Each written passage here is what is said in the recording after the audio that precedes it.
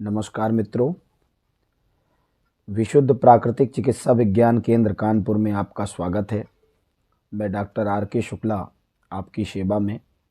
जैसा कि कल पहले वीडियो के माध्यम से हमने आप तक आयुर्वेद की सूक्ष्म जानकारियां पहुंचाई, आप सभी लोगों का बड़ा प्यार मिला, बड़े कमेंट मिले।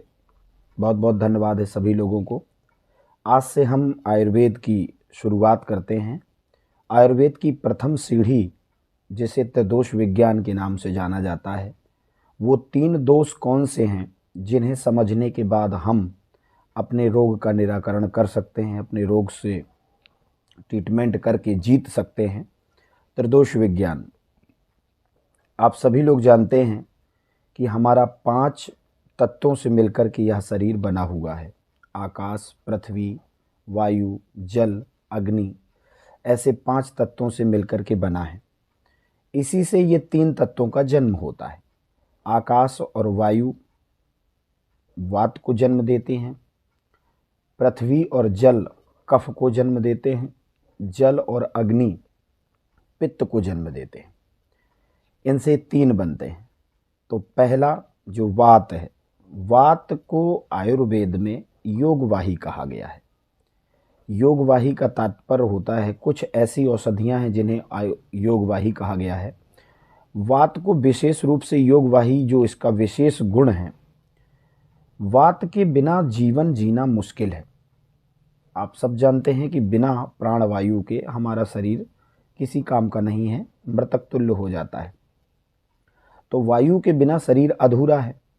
अब वायु का जो स्वभाव है, वायु का स्वभाव है ठंडा और रूखा। वात हमारे शरीर के लिए इतनी जरूरी है, इतनी इम्पॉर्टेंट है, लेकिन फिर भी हमें वात रोगों से पीड़ित होना पड़ता है। वायु के 80 रोग आयुर्वेद में हमारे ऋषियों के द्वारा संहिताओं के माध्यम से हम तक पहुंचाए गए। 80 प्रकार के रोग हैं, जैसे पथरी होना, बवासीर होना, इत्यादि इत्यादि। ये सभी, घुटनों का दर्द है, कमर का दर्द है, साइटिका है, स्पॉन्डिलाइटिस है, सर्वाइकल है, ये सभी वात रोगों में गिने जाते हैं। ऐसे 80 प्रकार के रोग हैं विशेष। अब वात एक है, 80 रोग हैं, उसका भी कारण है। आयुर्वेद में वात को 5 भागों में बांटा गया है।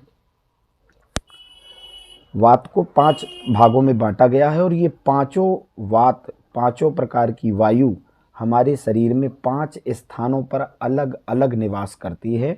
रस, रक्त, मेद, मज्जा, अस्थि, इन सबको अपने अपने टारगेट सेल तक पहुंचाना, शरीर के ट्रांसपोर्टेशन का काम संभालना, ये सारा का सारा काम हमारी वात करती है।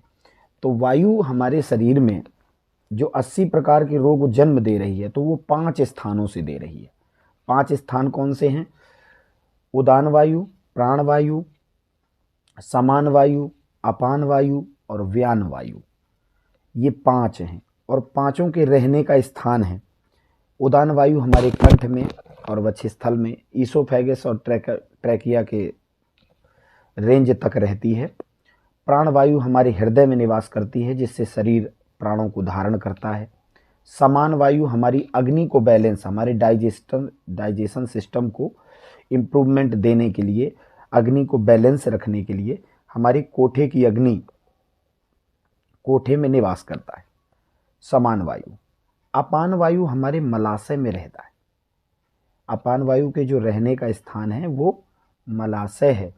मलाशय से अपान वायु का बाहर की ओर जाना ये संप्रकृति है, लेकिन यही अपान वायु जब ऊपर की ओर आने लगती है, शरीर में ऊपर की ओर आने लगती है, तो माइग्रेन तक, ब्रेन हैमरेज तक, एसिड का बनना, ब्रेन हैमरेज होना, नाक से खून आना, आँखों में समस्या हो जाना, बाल सफ़ेद होना, असमय बाल झड़ना, ये सारे के सारे रोग हमारी अपान वायु के हैं। इस समय वर्तमान में सब लोग साधारण भाषा में समझ सकते हैं कि बवासीर की बड़ी प्रचलित अवस्था है वर्तमान समय में।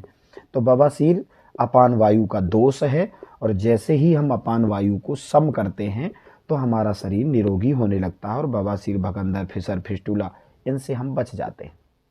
व्यान वायु, जो अंतिम वायु है वो व्यान वायु है।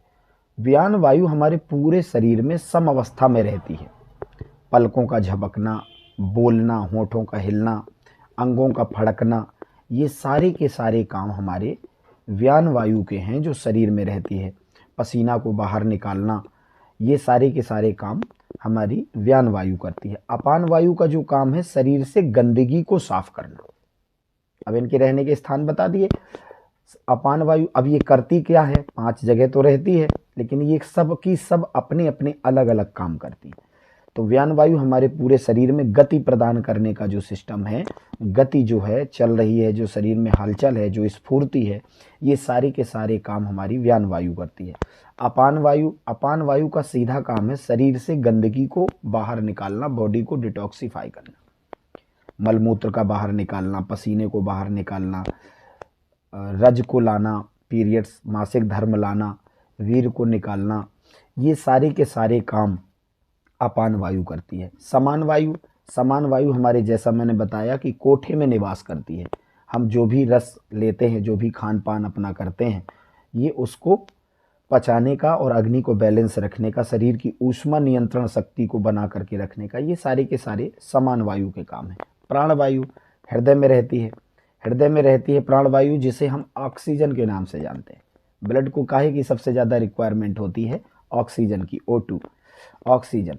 तो ऑक्सीजन वही हमारी प्राण वायु है। तो प्राण वायु हमारे हृदय को धारण करती है और हृदय की सुरक्षा देती है।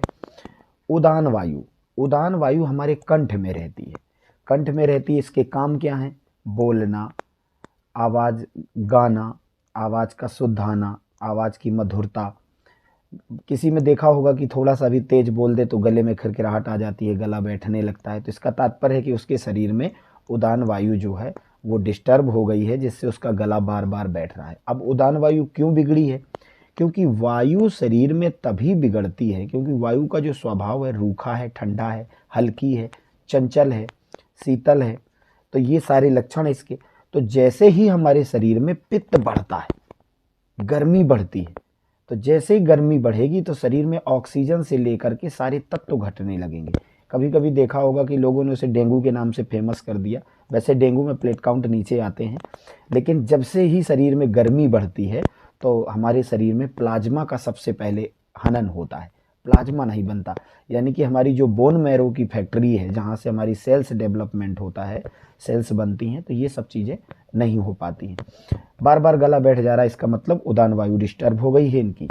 हृदय, बीपी बढ़ता है, कभी घटता है, कभी पल्पिटेशन करने लगता है, कभी एकदम से घबराहट, जब बड़े धक धक धक धक धक धक इस तरीके से करने लगता है। इसका मतलब है कि आपके शरीर में ऑक्सीजन की डेफिशिएंसी है, हार्ट को पर्याप्त ऑक्सीजन आप नहीं दे पा रहे हैं।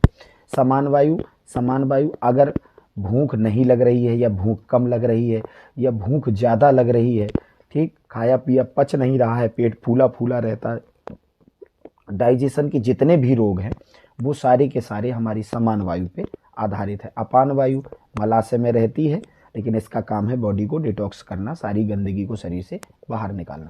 अब इन 5 वायु का जो 5वें स्थान में रह कर के अपना अपना एक अलग काम है, तो ये सभी लोग अपना काम करती हैं, लेकिन जैसे ही ये इम्बैलेंस हो जाती हैं तो कभी कभी ये आपस में युति हो जाती हैं, जुट जाती हैं, आपस में जुड़ जाती हैं। अगर समान और उदान वायु आपस में मिलकर के कुपित हो जाती है तो अस्थमा जैसी बीमारी हमारे शरीर में आ जाती है, लंग्स प्रॉब्लम हो जाती है, श्वास फूलने की समस्या हो जाती है, थोड़े से काम करने में हमारी शक्तिहीनता आ जाएगी, सांस फूलने लगेगी, सीढ़ियाँ चढ़ रहे हैं तो हमारी सांस फूलने लगेगी। तो उदान और समान मिल जाती है तो ये प्रॉब्लम आ जाती है। अगर अपान वायु प्राण वायु के साथ युति कर लेती है तो हार्ट के जितने भी डिसीज हैं बड़े प्रेम से उसको प्राप्त हो जाते हैं। बॉडी में कोलेस्ट्रॉल बढ़ जाएगा, ट्राइग्लिसराइड बढ़ जाएंगे, यानी कि अपान वायु और प्राण वायु आपस में मिल गई और वो अपना उपद्रव शुरू कर रही हैं। व्यान वायु अगर उदान वायु के साथ युद्ध कर लेती है तो हमारे शरीर में जगह जगह के रोग, कभी कभी देखा होगा कि कुछ हो जाता है, कभी कुछ हो जाता है, कभी कुछ हो जाता है, यानी कि व्यक्ति हर दिन बीमार बना रहता है। इसका मतलब है कि उदान वायु ने व्यान वायु के साथ में युति कर ली है और वो दोनों कुपित हो गई हैं। कुपित होने के कारण हम अपने नेक्स्ट वीडियो में आप तक पहुंचाएंगे। आज तक के लिए इतना ही। ज़्यादा से ज़्यादा शेयर करें, ज़्यादा से ज़्यादा सब्सक्राइब करें, हमें अपना सपोर्ट दें। कोशिश हमारी ये रहेगी कि लॉजिकल विज्ञान जो आयुर्वेद का है आप तक पहुंचाने में हमारी मदद आप ही लोग करेंगे, जिससे हम आप तक ये विशुद्ध ज्ञान घर घर तक पहुंचा सकेंगे। इसी के साथ विदा लेते हैं। विशुद्ध प्राकृतिक चिकित्सा विज्ञान केंद्र में आपका स्वागत है।